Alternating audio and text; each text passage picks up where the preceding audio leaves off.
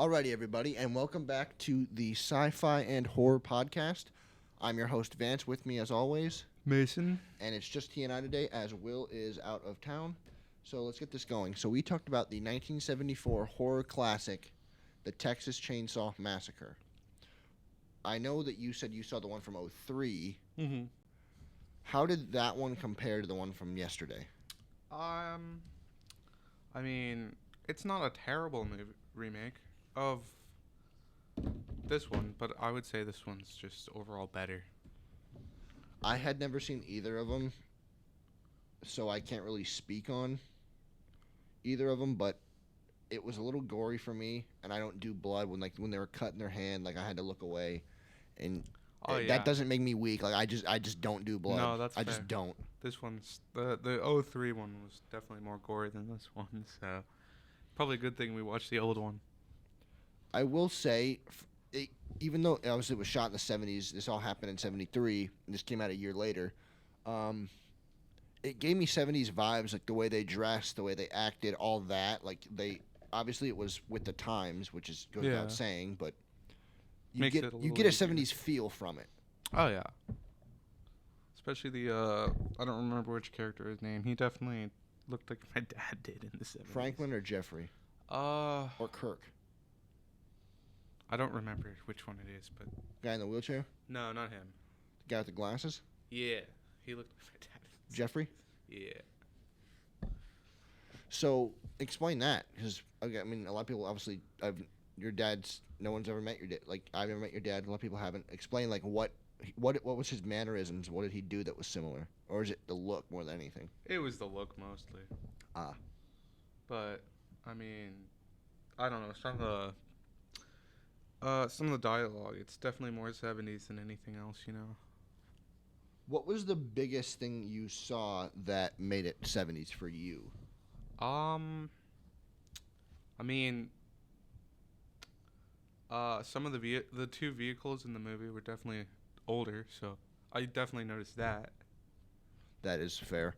They also didn't have cell phones, so whenever they entered a room, they didn't have their flashlights because cell phones didn't exist. I thought that was really weird, but it also makes sense for the time. And then 'cause I don't think they were quite around. They were probably just landlines then. Yeah, no, they weren't. Smartphones didn't exist, so they didn't have. Maybe not even flip, just little landlines. So and the thing that also was interesting, Franklin, the guy in the wheelchair, Sally's brother, right? Yeah. He struck me as the most paranoid. Maybe it was because he was disabled and had to be in a wheelchair. Yeah. Why do you think he refused to give up the flashlight? Because I've wondered that. What do you think? Well, the flashlight basically. Without the flashlight, he's in the dark alone, and so Well, they already were in the dark alone. I know, but would you rather be alone in the dark with a flashlight or alone in the dark alone? Fair. Yeah. And then, had he given the flashlight to her, she would have left him there alone. So. He might not have died, though.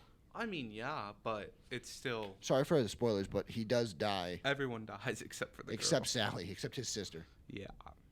My point is, though, if he gives it to her, he's probably still alive. Yeah, but, to be fair, no one's there to push him anymore, and they would have. No, but I'm saying, how does she escape? She goes back to their car. He's still there. If he would have stayed, she runs back to their car, and she gets an escape.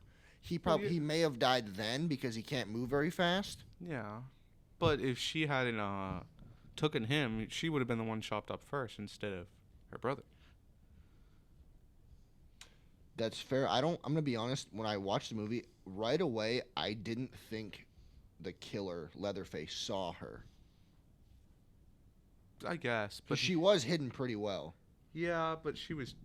Early on, she was hidden well. She screamed, and I think that's what gave it away. Yeah, no, that is true. But I'm saying, early on, she was hidden well enough to me that I'm she could get away with not... Yeah. With hiding and being fine. Again, it's the screaming that probably gave it away. That's not a bad point. What was your main takeaway from this movie? Obviously, it's based on a true story. It's better than the newer ones, and... What did it... Because, again, I've only seen this one. What did it do better to you? It captured the 70 vibe better because they both take place Obviously, yeah. in the 70s. Yeah. And I mean, You said the '03 one was more gory, though. that's true, but I think even though it has more gore, It wasn't as accurate. this movie just tells the story better, in my opinion. Was it probably because it was more accurate? I don't know if accuracy is the word, but it's just more of an engaging movie than the other one because the other one's just basically Just a lot of killing. yeah, more or less. But this one has This one I liked because of the fact that from what I'd read about the other ones, they jumped into the killing straight away, whereas this one, it was like this 45 one, minutes in. This one built it up. Halfway through, the first person died. Yeah. 45 minutes into it, the first person is gone. Whereas what I've read with the '03 and the later ones, like immediately someone's gone. Is that Yeah. true? Yeah. So- It happens pretty quick.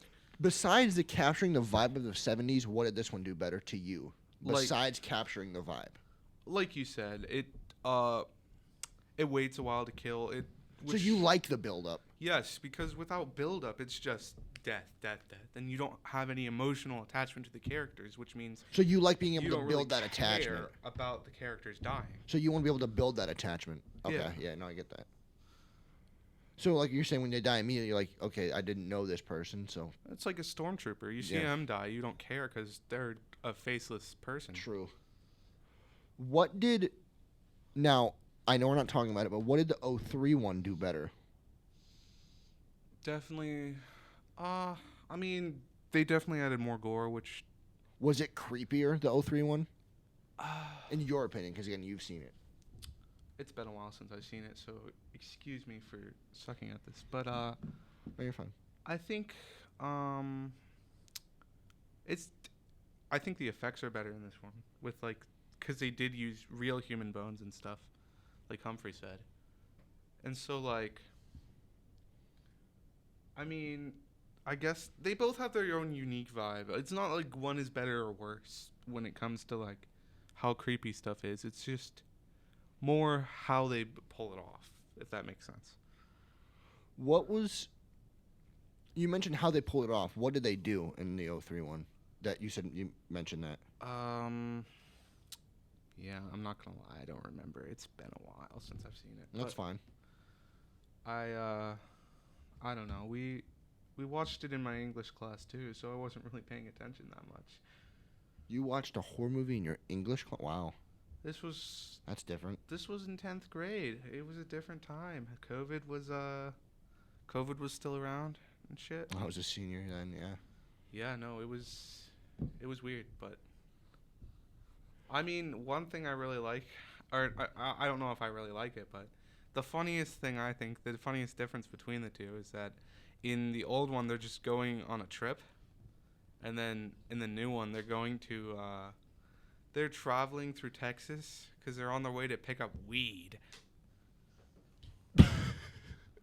In the '03 one. Yeah, Wow. I remember. I did not that expect you to say that. part. Yeah, It makes sense though, because yeah. 03. it wasn't legal. Because in the '70s, weed wasn't legal. But I mean, again, kids are gonna do what kids are gonna do. Yeah, it was just that was the funniest part to me. But And I made a joke in class. I remember you heard it, and I don't think it was really funny, but it was the truth.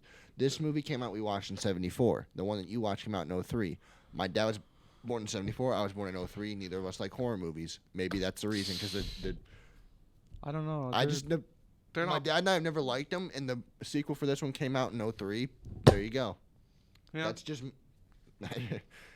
So, what do you think this movie? So Humphrey told us to talk about touching on human, like the family dynamic. Oh yeah. What did you get from the family dynamic? And then I'll go. Well, I think two things. They did two different things differently too. First, they showed the family dynamic with the dinner scene and how the killer family all acts with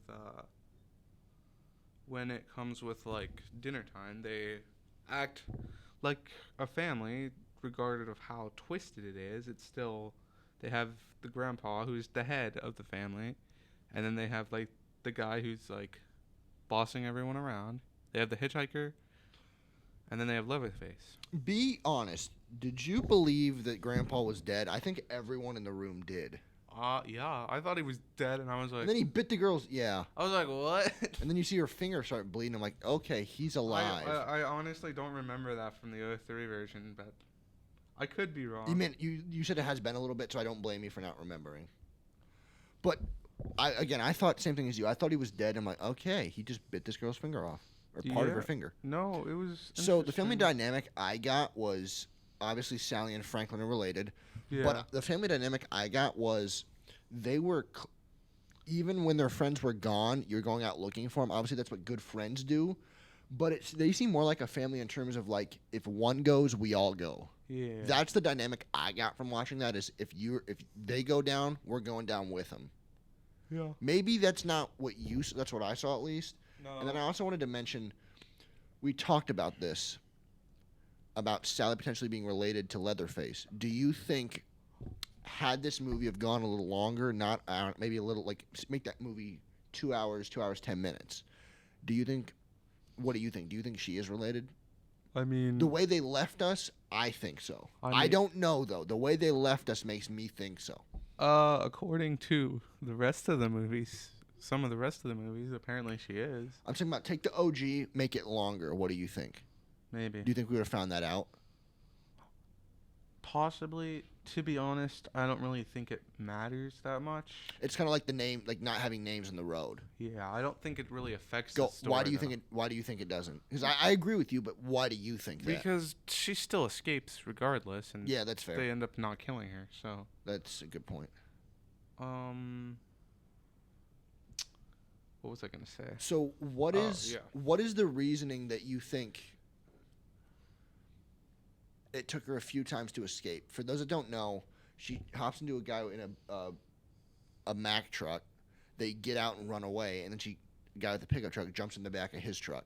Why? Okay, I'm no expert on like escape. I never had to like escape something like that. Hopefully, I'll Yeah. never have to. But why not get in the Mack truck and I don't know, drive away? To be fair, semis do take. They take a while to get going, but when they get going, they're hard to stop. Yes, You could have ran them over. but it still takes a couple seconds to get started. I'm not and saying it doesn't. I agree with you. he could have killed them by then. Lock the door. He has a chainsaw, my guy. Remember, he only cut the paint off. He didn't really cut through the door, though. Because he wasn't trying, because he knew they were on the other side. I think there was definitely a way he could have killed them had they stayed Yeah. in the semi. So, from what you had seen, you think it was good that she left the big rig? Yes. Because they would have died if they hadn't. I just think once those things get going, they're hard to stop. You could have maybe ran them over. Yeah, but again, it's just It's a movie. I understand. I don't know why they switched from.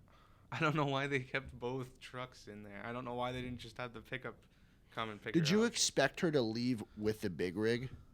I think we all did. I did, and then I didn't because So to you, it made sense why she didn't leave in the big rig. Yeah, because again, they take a while to get started. I think more than anything, the funniest part is the big rig driver runs the other direction. Yeah, I know that was. They take off running in the other direction. I'm like, you're leaving your truck, dog.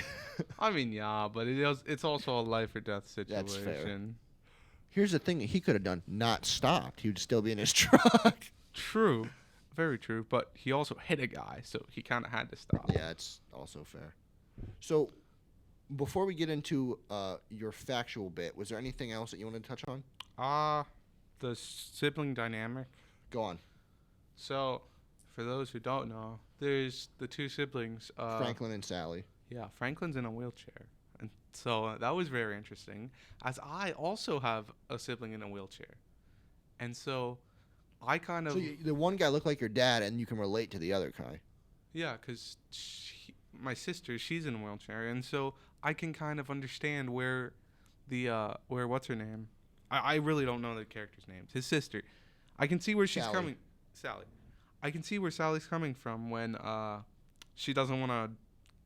she doesn't want to carry him around the whole time because, yes, he's her brother, but also like it's also just a really big waste of time to push your brother in the wheelchair down just to have to push him back. It's a lot of work, probably. It's a lot of work. It's annoying, and it's easier just even not in a horror movie. But it's I think just easier to keep him even as at someone the who's been around you. van.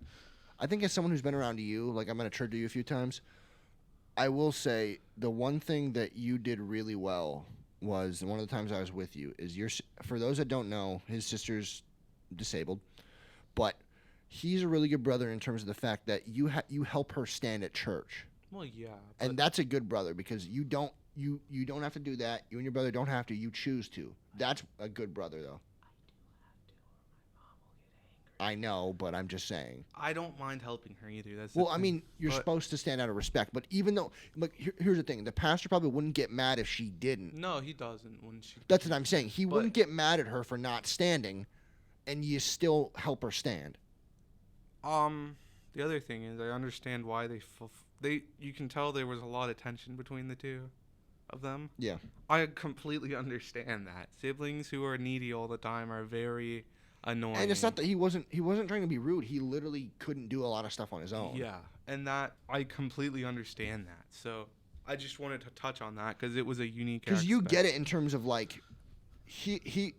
So from what our professor said, he was in character for like the entire time, even while filming. He was acting. And that's why everybody hated him. He was acting disabled, even though he wasn't. But I think the reason that what he said makes sense is because he's being clingy and needy, not because he needs to be, if he's truly disabled, because you kind of have to be. You can't do life on your own. No, you can't. And you understand that as someone with having an older sister, that's like, it's not, she can't help that she can't go through life on her own. No. She can't change that. But anyways, yeah, that was just something I wanted to touch on. All right. So we'll touch on facts. I'll start because, so mine are 20 terrifying facts about the Texas Chainsaw Massacre. There you go. From 1974. So number 1, it was inspired by a Christmas shopping crowd. This is from mentalfloss.com, by the way, to cite it. The inspirations for the Texas Chainsaw Massacre are surprisingly diverse, ranging from the director and co-writer Toby Hooper's attempt to make a modern retelling of Hansel and Gretel to real-life Wisconsin murderer and corpse defiler Ed Gein. According to Hooper, though the light bulb moment that really ignited the film came to a department store during the Christmas 72 shopping rush, there was these big Christmas crowds.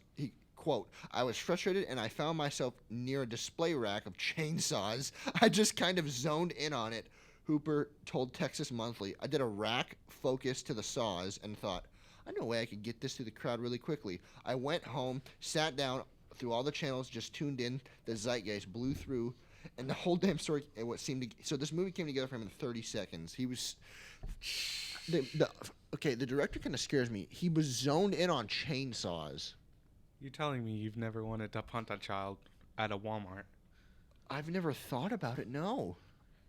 I'm just saying, they get annoying. I'm not saying they're not annoying, but I've never thought about it. I'm not saying you would actually do it. I'm just saying you've never thought about it. No!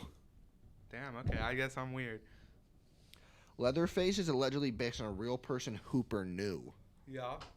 Leatherface, the chainsaw-wielding maniac who would go down in history as one of horror cinema's greatest villains, shows obvious Ed Gein influence thanks to his mask crafted from human skin. But Gein was not the character's only precursor. The idea of the mask made of human skin actually came from Hooper far more directly and creepily. Before I came up with a chainsaw, Hooper said, the story had trolls under the bridge. We changed it to the character who eventually became Leatherface. The idea actually came from a doctor he knew. Interesting. Thirdly, the Texas Chainsaw Massacre was not the original title. The original title was, oh gosh, where was it? Given the eerie title Head Cheese. Wow. Named for the script in which the hitchhiker details the process of how the particular product was made. Okay. Oh God. That is creepy as hell. I mean. Number 4, it is not a true story. I honestly thought it was, so that is interesting. Oh, it's like Wikipedia said. It's minorly based on it, but... Yeah. We've also see here, the 5th one, there's Gunnar Hansen was not the original Leatherface. It's hard to imagine anyone but the massive Gunnar Hansen playing the original Leatherface, who passed away in 2015. But now he was apparently not the first person cast for the role. When he first heard that the film was being made, Hansen, then a graduate student in Austin, was told he'd be great, but the role was already cast. Then the original Leatherface ended up quitting. So that's interesting. Number 6. Leatherface was inspired by real mental patients. I would hope so. Yeah. As rude as that might sound, you would hope so, because if you watch this movie, more than anything, Mason knows what I'm talking about. There's a lot of, he never talks. He makes a lot of pig noises, this Leatherface. Yeah. Number 7. Toby Hooper really wanted a PG rating. Oh yeah. That's interesting. There was no PG-13 at the time, but he wanted PG. He didn't get it. Do you think it would have made PG-13 if it was made around today? Or if PG-13 was back then? Because there was not a lot of cuss words, Yeah. so maybe. Blood-wise, maybe not. I don't know. There's blood in Marvel movies and But shit. again, they showed the knife, like... Well, that's easy to cut out. Just I'm not saying it's not easy to cut out. It's like... It's implied. Yeah, you can imply it, and then... The narrator of this movie was a young Jean Larroquette. I think that's how you say it. The film's menacing opening narration is an instant tone setter, preparing the audience for a truly horrifying experience. The voice providing that menace, Jean Larroquette. Then an unknown actor who was referred to Hooper by a friend. Hooper asked Larroquette to imitate Orson Welles for his reading. While he didn't quite get that, the actor ultimately worked wonders. Who's Orson Welles? Very big actor in the early days of movies. I've heard of him. He's very big. He was in a movie I watched freshman year. I forget the name of it, though. The shoot was harrowing. Budget of $60,000 raised by Bill Parsley, a Texas Tech admin and former member of the Texas legislature who fancied himself a film producer. Even in 1973, it was a shoestring budget. John Carpenter's famously low-budget Halloween was made for 5 times the amount a few years later, which meant little pay and long hours for the cast and crew. With temperatures in excess of 100 degrees, including 115 in an unair-conditioned interior shoots, a single bathroom shared by more than 36 people, costumes could not be changed because the actors had one set of clothes, and it also smelled terrible. That is crazy. Yeah? Number 10, the legendary dinner scene was shot in a single marathon day. So that entire scene was shot in one entire day. Humphrey said something about that. He did. Number 11, the cast actually disliked Franklin, as we discussed, which we already knew. Yeah. For the role of Franklin, Sally's wheelchair-bound brother, who draws the ire of the audience when he grows angry with his more able-bodied friend simply because he can't share in their fun, actor Paul Partain opted to take the very method approach to his work. I was a young, inexperienced actor, quote, who didn't realize that it wasn't like theater. Partain later said, quote, you didn't have to stay in character all the time. When I first read the part, I could see nobody wanted this guy to be there. It just hit me that he was just whiny. He just basically said, I'm just going to play this as a whiny kid. I don't blame him for doing that, but I see why they didn't like him. Yeah. Because he whined the entire... If you watch the movie, Mason will really agree with this. He whines the entire time. Yeah. Happens when you're stuck in a wheelchair. There's not a whole lot else you can Leatherface's victim treated him as an outsider behind the scenes. That's how much of in character the other actors were. Oh, cool. So they treated him like he was Leatherface even when they weren't shooting. Nice. They treated him as someone like, who's this weirdo? Leatherface actually wears 3 different masks. I think we did discuss that. Yeah. What did you think about that? I mean, first off, that's fucking gross. You needed to cut And it's human skin, too. 3 guys' faces. 3 people, yeah. And The film's most beautiful shot almost didn't happen. For all its brutality, the Texas Chainsaw Massacre was also made using the natural beauty of its location, Dallas-Fort Worth area, and Round Rock, Texas, while shooting at Leatherface's house. We see early in the day there's a picture here of slight clouds in the sky, very blue sky, with the house with trees all over it. That beautiful shot almost didn't happen. And it really doesn't. According to both, they didn't want to spend time on the shoot because it didn't smell good and it didn't smell good in the house. Makes sense. Yeah. 15. Burns was actually cut during her scene with Grandpa. So remember when Sally's finger is cut so she can be fed to Grandpa? Yeah. That So in real life, she was actually cut by that happening. Oh, She got a really bad cut from the bite. that's cool. That is awful. 16. Yes, the saw was real. So the chainsaw that they used in the movie was real. I would hope for dramatic effect or for real effect it would be real, Yeah. but I could see why you wouldn't want to use a real one. I don't know about you. Do you like that they used a real chainsaw? It gave it more of a realistic vibe for me because you could see the thing smoking. To be fair, as long as you take the blade off, it's fine. They probably did, Yeah. but I don't know. But the other thing was interesting is you know how I knew it was real? Because at times you could see it smoking. Yeah. Number 17. The cast did not get to share in the film's success. Because of its low budget, many of the stars of Chainsaw took ownership shares in the film rather than a salary, but the shares were actually percentages of Vortex, the company set up by Henkel and Hooper to produce the film. Since Vortex only owned half the film, with Parsley owning the other half, the shares were sliced in half, which many of them apparently didn't realize at the time. To make matters even more complicated, Bryanston Distributors, which acquired the film for release in late 74, was declaring revenue for the film was much, much lower than the millions it raked in at drive-ins and midnight shows. The producer eventually took Bryanston to court, but by then the distributor's financial situation was so dire they had no demonstrable assets to sue for. In the end, the cast had very little money for their own work. That is a tough one. Humphrey mentioned that He did mention a little that, bit too. last night. It has, I think he also mentioned this. There's an alleged connection to the mafia, which is number 18 on here. He did mention that. Number 19. One cast member used to frighten moviegoers at screenings. Because of its realism and true story marketing, Texas Chainsaw created the opportunity for some interesting encounters between fans and cast members. McMinn once recalled picking up a hitchhiker with a friend, which is ironic given the film's relationship with hitchhikers, and listened to him describe how scary the film was until she asked if she recognized her. Yeah. I thought I was going to have a coronary, she said. Of all cast members, it was Ed Neal, the hitchhiker himself, who would have the most amusing reaction from fans.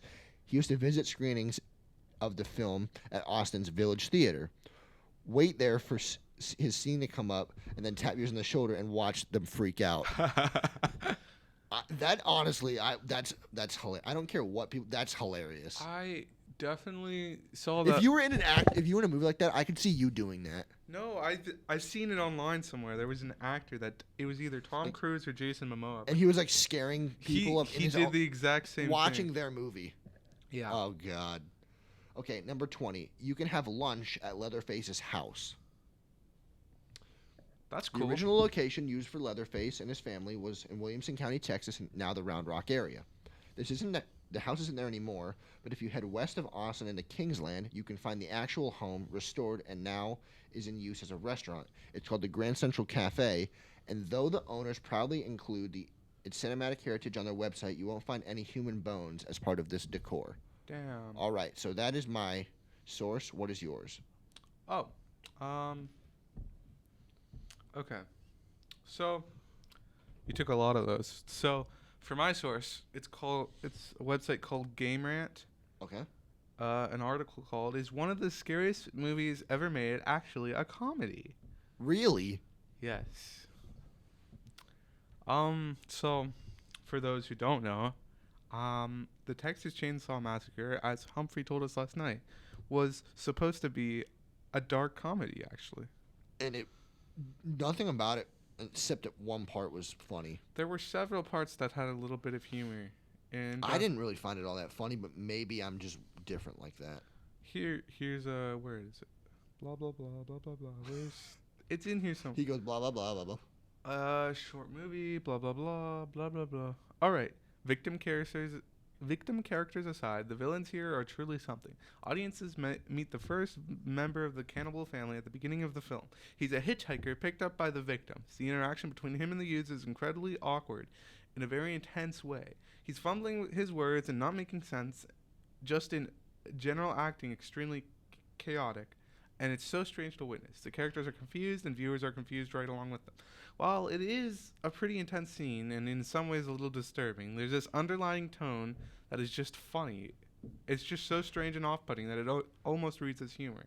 And this only becomes more apparent at the end of the movie when the entire family is introduced. All right.